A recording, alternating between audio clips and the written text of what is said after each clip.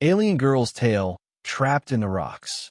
Her desperate screams echoed, but only one human answered. The twin sons of Zorith. 9 hung low on the horizon, casting an eerie, golden glow over the jagged, alien landscape. The planet was a desolate place, a forgotten outpost on the edge of the galaxy, where the wind howled through canyons of crimson rock and the air tasted faintly of metal.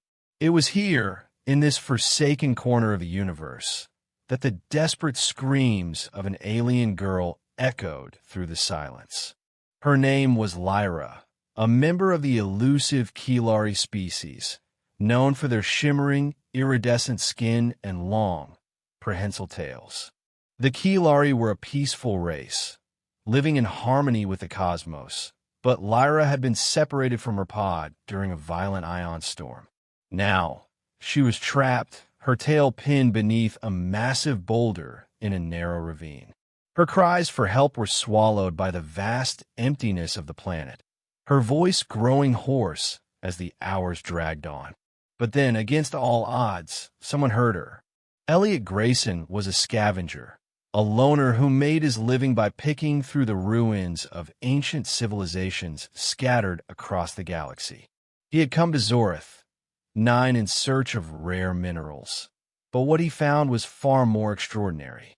As he navigated the treacherous terrain, his scanner picked up a faint, high-pitched sound, a sound that didn't belong to the wind or the rocks. Curiosity piqued. He followed the signal, his boots crunching against the brittle ground. When he finally reached the ravine, he froze. There, in the dim light of the setting suns, was a sight that defied belief. A young alien girl, her skin glimmering like starlight, was struggling against the weight of a boulder that had trapped her tail. Her eyes, large and luminous, locked onto his, and in that moment, Elliot felt a surge of something he hadn't felt in years: compassion. "Hold on," he called out, his voice echoing through the ravine. "I'll get you out of there." Lyra's eyes widened in surprise. She hadn't expected a human to come to her aid. The Kilari had long avoided contact with other species, fearing exploitation or violence. But there was something in Elliot's voice, something genuine, that made her trust him. Elliot scrambled down the steep slope, his heart pounding as he approached the trapped girl. Up close, he could see the intricate patterns on her skin, shifting colors like a living kaleidoscope. Her tail, slender and whip-like, was crushed beneath the boulder, and she winced in pain as she tried to free herself. "Don't move," Elliot said gently, kneeling beside her. "I'll try to lift the rock, but it's going to hurt." Lyra nodded, her breath coming in shallow gasps. Elliot positioned himself behind the boulder, planting his feet firmly on the ground. He wrapped his hands around the jagged edges of the rock, his muscles straining as he tried to lift it. The boulder was heavier than it looked, and for a moment, he feared he wouldn't be able to move it. But then, with a grunt of effort, he managed to shift it just enough for Lyra to pull her tail free. She let out a cry of pain as she yanked her tail from beneath the rock, the delicate scales torn and bleeding. Elliot quickly let the boulder fall back into place, then turned to examine her injury. "You're hurt," he said, his voice filled with concern. "I have a medkit on my ship. Can you walk?" Lyra hesitated, then nodded. She tried to stand, but her legs wobbled, and she nearly collapsed. Elliot caught her just in time, his arms wrapping around her slender frame. She felt surprisingly light, her body warm against his. "It's okay," he said softly. "I've got you." The journey back to Elliot's ship was slow and arduous. Lyra leaned heavily on him, her tail dragging behind her as they made their way through the rocky terrain. The suns had set by the time they reached the ship, leaving the planet bathed in the pale light of its 3 moons. Elliot helped Lyra into the small, cramped cabin, then rummaged through his supplies for the medkit. "This might sting a little," he warned as he applied a disinfectant to her tail. Lyra flinched, but didn't cry out, her eyes fixed on Elliot's face as he worked. There was something about him, something kind and gentle, that made her feel safe. "Thank you," she said softly, her voice melodic and strange, yet somehow familiar. "You saved my life." Elliot looked up, surprised. "You speak English?" Lyra nodded. "The Kilari are telepathic. We can understand and speak any language." Elliot blinked, stunned. "That's incredible." Over the next few days, as Lyra's tail began to heal, the two of them formed an unlikely bond. Elliot learned about the Kilari, their culture, and their deep connection to the cosmos. Lyra, in turn, listened to Elliot's stories of his travels, his loneliness, and his longing for something more.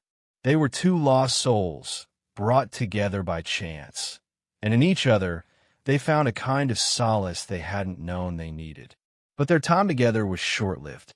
One evening, as they sat beneath the stars, Lyra's eyes grew distant. "My pod is coming for me," she said quietly. "They've been searching for me, and they've finally found me." Elliot's heart sank. He had known this moment would come, but that didn't make it any easier. "When will they be here?" "Tomorrow," Lyra replied, her voice tinged with sadness. I don't want to leave you, Elliot. You've shown me kindness, something I never expected from a human." Elliot reached out, taking her hand in his. "You don't have to leave. You could stay with me. We could explore the galaxy together." Lyra smiled, but there was sorrow in her eyes. "I wish I could, but my place is with my pod, just as your place is among the stars."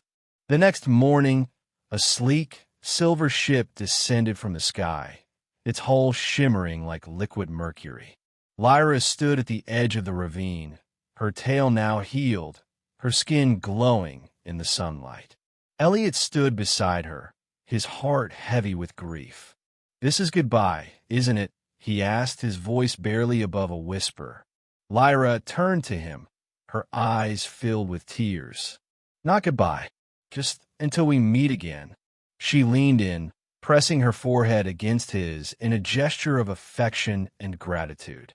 Then, with one last, lingering look, she turned and walked toward the ship. Elliot watched as she disappeared inside, the hatch closing behind her. The ship rose into the sky, its engines humming softly, and then, in a flash of light, it was gone. Years passed, and Elliot continued his life as a scavenger, traveling from planet to planet in search of treasure. But he never forgot Lyra.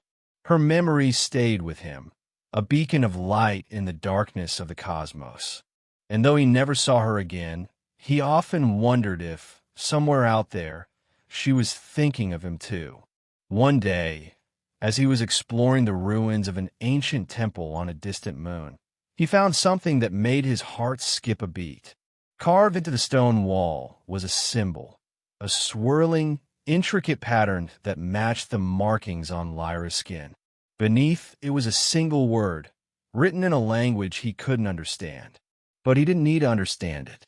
He knew, deep in his soul, that it was a message from her. And as he stood there, gazing at the symbol, he felt a sense of peace wash over him.